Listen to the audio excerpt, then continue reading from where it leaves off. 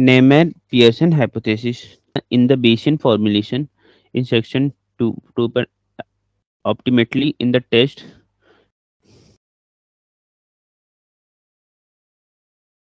we define the term of the minimizing the overall expected cost defined as the average risk.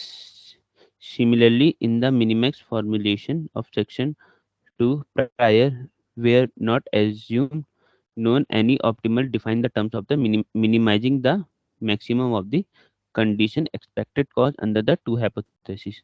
तो जो ये वाली line है, ठीक है, ये हमारी क्या है, ये हमारी मिनिमैक्स रूल है, ठीक है, जो हमारा मिनिमैक्स है वो ये है, ठीक है। In many problem practical interest that the imposition of specific cost structure of a decision made in testing, it is not possible to desirable, ठीक है। अब जो हमारा कुछ केसेस में जो हमारी कॉस्ट ऑफ डिसीजन होता है कि हमें क्या डिसीजन लेनी है in the detection of the values, तो वो हमें एग्जैक्टली पता नहीं होती है।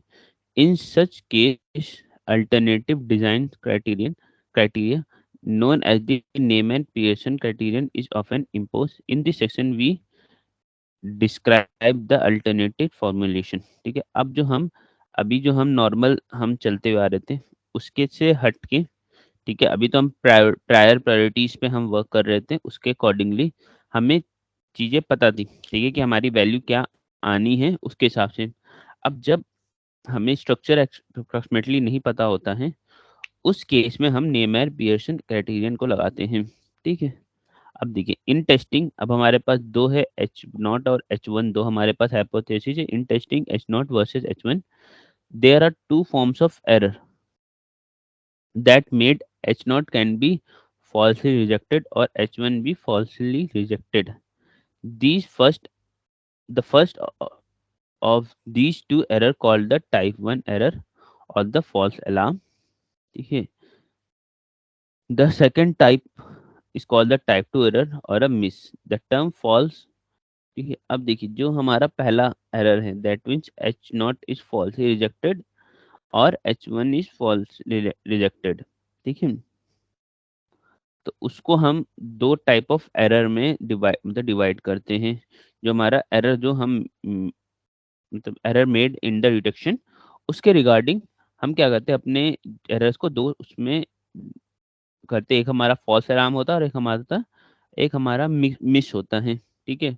फॉल्स अलार्म का मतलब है कि जैसे नाम भी है कि फॉल्स अलार्म मतलब कि हमारा एक हमने गलत हमने रिजेक्ट मतलब हमने गलत चीज डिटेक्ट कर दी है।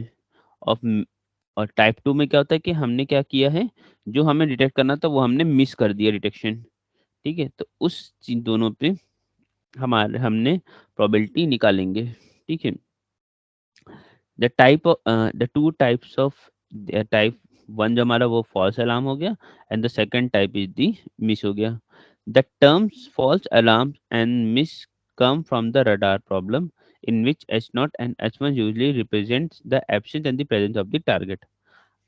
अब हमारा जो टाइप 1 और टाइप 2 जो हमने लिया, या हम एच वन और एच नॉट हम जो ले रहे मतलब ये टाइप 1 और टॉप टाइप 2 एरर जो हम ले रहे हैं, ये बेसिकली हमारा क्या है, ये हमने लिया है रडार सिस्टम से, ठीक है।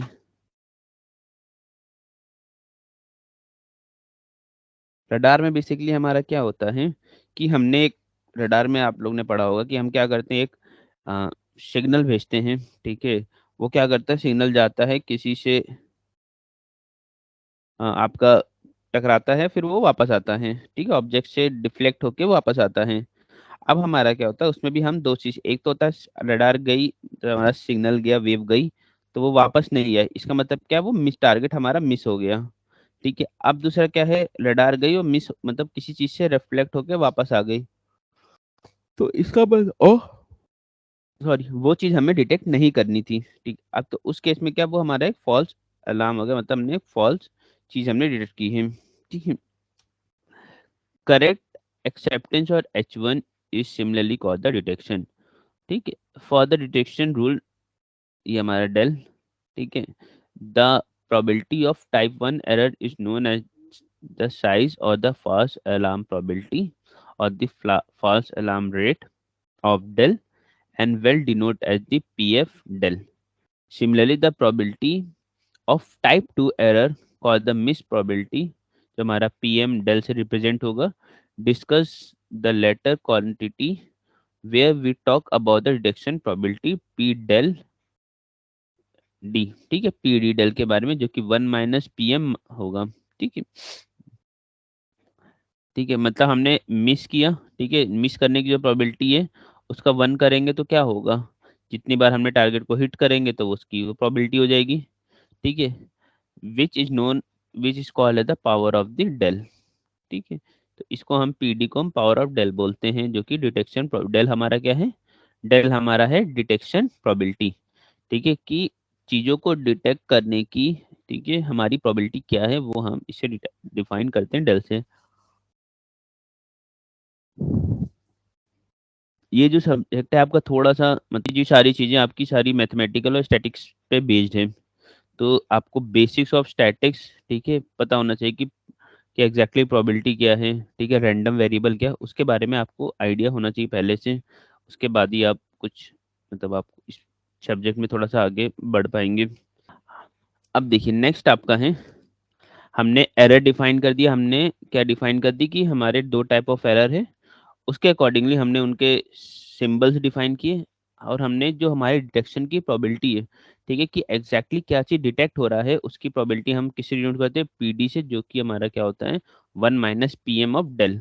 डेल हमारा हो गया, जो हमारी डिटेक्शन की प्रोबेबिलिटी होती है वो हमारा क्या हो गया, वो हमारा डेल हो गया। ठीक है, obviously the design of test for the H0 versus H1। अब जो हमारा H0 वर्सेस H1 का जो हमारा डिजाइन टेस्ट है, क्योंकि बेसिकली हमने स्टार्टिंग में ही हमने लास्ट टू लास्ट क्लास में हमने बोला था कि हम स्टार्टिंग में क्या दो हाइपोथेसिस लेते हैं, उसी के अकॉर्डिंगली हम अपना डिसीजन बनाते हैं। ठीक है, एक तो हमारी H0 होती है जो हमारी नल हाइपोथेसिस है, और हमारी H1 है जो कि हमारी एक्सेप्टेंस हाइपोथेसिस है। ठीक है, अब इन दोनों हाइपोथेसिस पे हम क्या करते हैं, अपना डिसीजन लेते हैं कि हमें कौन सी हाइपोथेसिस हमें एक्सेप्ट करनी है, उसी के अकॉर्डिंगली हम क्या करते हैं, अपना डिसीजन बनाते हैं। ठीक है, involves a trade-off between the probabilities of the two type of errors, since one can always made an arbitrary small at an expense of the other.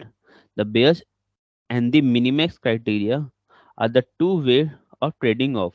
ठीक है, तो हम क्या करते हैं इन दोनों को, ठीक है, जो हमने अभी तक किया है उसमें हमने क्या किया, जो भी हमारा एरर है उसको हम मिनिमाइज करते हैं, और जो एक्सेप्टेंस की वैल्यू उसको बढ़ा देते हैं। ये हमने मिनिमैक्स में भी किया था, और हमने बेसियन हाइपोथेसिस टेस्टिंग में भी हमने वही चीज की थी। ठीक है, अब हम क्या करना है, अब जो नेमैन पियर्सन क्राइटेरिया है, इसमें हम क्या करेंगे, जो हमारा दो हमने चीजें डिफाइन की, that is the false alarm and the हमारा मिस प्रोबेबिलिटी। ठीक है, एक फॉल्स अलार्म और एक हमारा मिस है, उसके अकॉर्डिंगली हम अपना लाइक्लीहुड रेशियो बनाएंगे। ठीक है, और लाइक्लीहुड रेशियो बनाने के बाद उसको क्या करेंगे, एक हम जो हमारा डिसीजन मेकिंग, हमारा जो फॉर्मूला होगा या प्रोबेबिलिटी होगी या हमारी पीडीएफ होगी, ठीक है, जो हमारी प्रोबेबिलिटी डेंसिटी फंक्शन होगी फॉर द डेल, वो हम डिफाइन करेंगे based upon the type 1 error और हमारा टाइप 2 एरर पे। ठीक है, द नेमर, अब देखिए, हाँ, the Neyman Pearson criterion for making this trade off is to place a bound on a false alarm probability and then minimize the miss probability within the constraint, that is the Neyman Pearson design criteria list। ठीक है, अब इसमें हम क्या करेंगे, जो हमारा false alarm है, ठीक है, उसको हम एकदम कम करेंगे। ठीक है, और हम क्या करेंगे, जो मिस प्रोबेबिलिटी है, ठीक, वो हमारा क्या है, वो हमारा डायरेक्ट हमारा टारगेट को हिट कर रहा है। दैट मीन्स टारगेट को हिट करना मतलब क्या, जो भी हमारा टारगेट डिजायरेबल सिग्नल जो हमें रिसीव करना है एट द रिसीवर एंड, ठीक है, वो हमारा क्या डायरेक्टली रिसीव हो रहा है। ठीक है, और सही से रिसीव हो रहा है। ठीक है, यहाँ तक क्लियर है। When alpha is about mention bound with known as the level of the significance level of the test, thus the Nemer PSA design rule is to find the most powerful alpha level test of H0 versus H1 Note for note that as opposed to the base and the minimax criteria, ठीक है, the minimax criteria recognize the basic of the asystematic in an importance of the two hypotheses, ठीक है. In order to give the general solution of the Neyman-Pearson problem, it is necessary to consider the randomized test similar to the del pi l defined in the solution of minimax problem in the section 2.c. Otherwise, for our purpose is too convenient to define the randomized decision rule, that is del for the h naught versus h1 as the function of the tau for the interval between 0 to 1, ठीक है, with the interpretation that y belongs to the tau and the del y, ठीक है. तो हमारा जो mapping function है जो कि हमारा टाउ है, ठीक है, ये हमारी based upon the conditional probability जो हमारी डेल वाई है, ठीक है, जो कि हमारी अम, ये डिसीजन मेकिंग की जो हमारी प्रोबेबिलिटी उस पर ये डिफाइन होता है, ठीक है.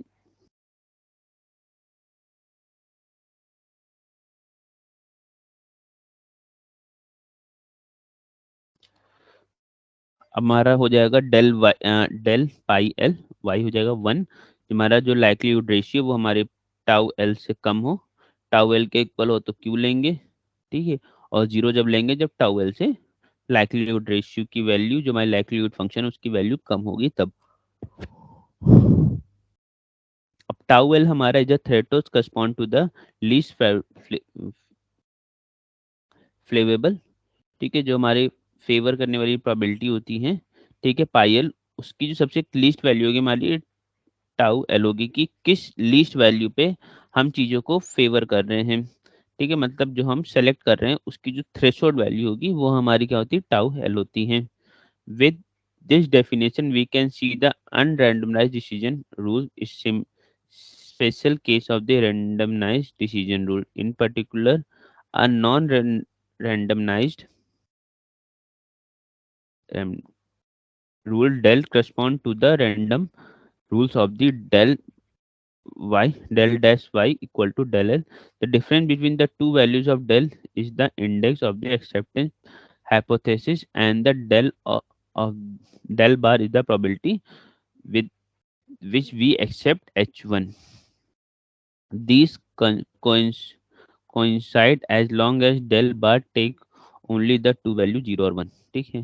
तो डेल बार की वैल्यू और डेल की वैल्यू दोनों सेम जब होगी जब हम केवल दो चीज में बात करें, दैट इज 0 और 1 में.